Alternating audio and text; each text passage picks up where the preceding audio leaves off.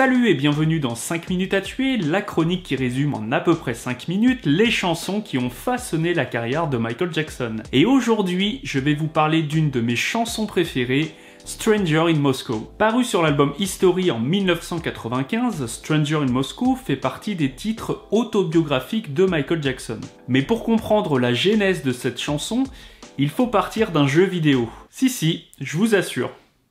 En 1992, Sega contacte Michael Jackson pour lui demander sa participation à un jeu développé pour leur nouveau simulateur baptisé AS1.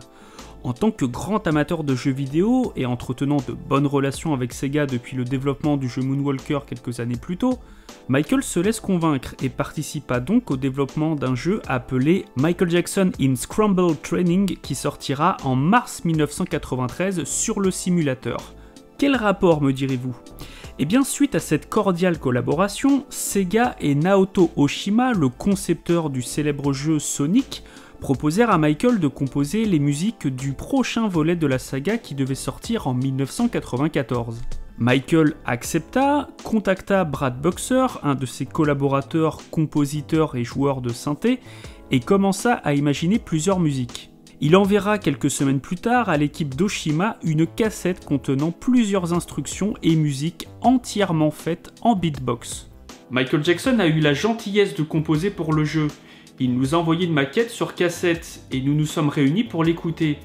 Et c'était de la musique, mais Michael Jackson faisait tout avec sa bouche. Des O, des A, une ligne de percussion, des imitations de trompette, tout simplement fredonnées par Michael Jackson. Mais selon Brad Buxer, Michael a très vite été frustré par le son 16 bits que permettaient les consoles de jeux vidéo à l'époque, et s'est donc petit à petit détourné du projet, laissant Brad Buxer seul aux commandes. On ne sait donc pas exactement combien de musiques furent imaginées par Michael Jackson, mais Buxer déclarera quelques années plus tard avoir imaginé avec lui une suite de 3 accords qui sera la base de la seule musique finalement retenue pour le jeu.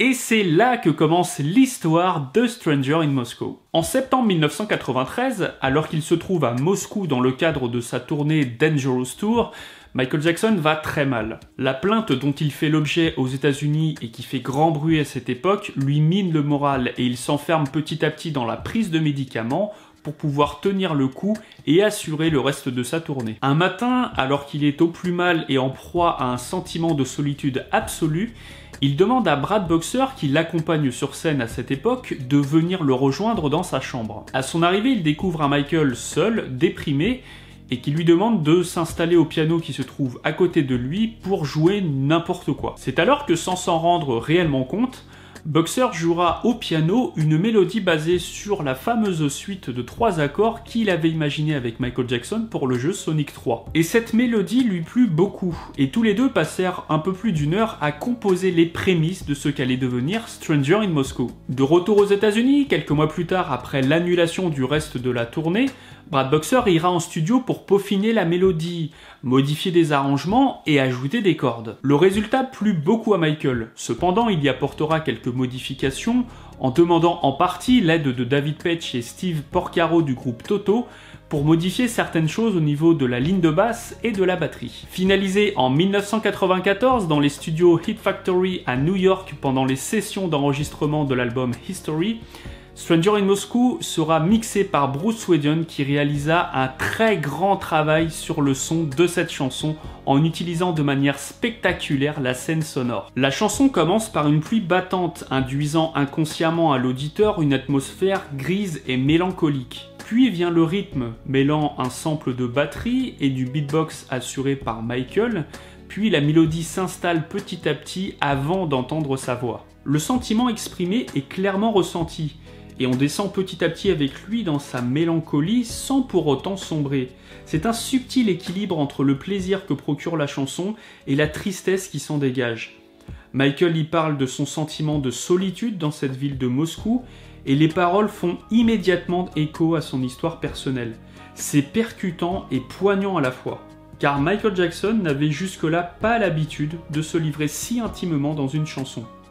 Le morceau est tellement efficace que les 5 minutes 44 passent comme un éclair. Et pourtant, à l'origine, la chanson finalisée faisait 6 minutes 11, mais a été raccourcie au moment du mixage final de l'album. En fait, dans la version originale, le passage piano-guitare qu'on entend à la fin de la chanson juste avant la voix russe est en fait plus long. Mais parfois, pour arriver à inclure toutes les chansons dans un album, il faut se résoudre à faire quelques coupes sur certaines chansons. En tout cas, Stranger in Moscow est indéniablement un des joyaux de la discographie de Michael Jackson. Une fresque musicale sublime et très personnelle qui en fait une des meilleures chansons de sa carrière. Malheureusement, Brad Boxer ne sera jamais crédité pour son travail sur Stranger in Moscow, bien qu'il a composé en grande partie la mélodie. C'est tout pour cette nouvelle vidéo de 5 minutes à tuer, j'espère qu'elle vous aura plu, je vous retrouve très bientôt pour d'autres vidéos, ciao!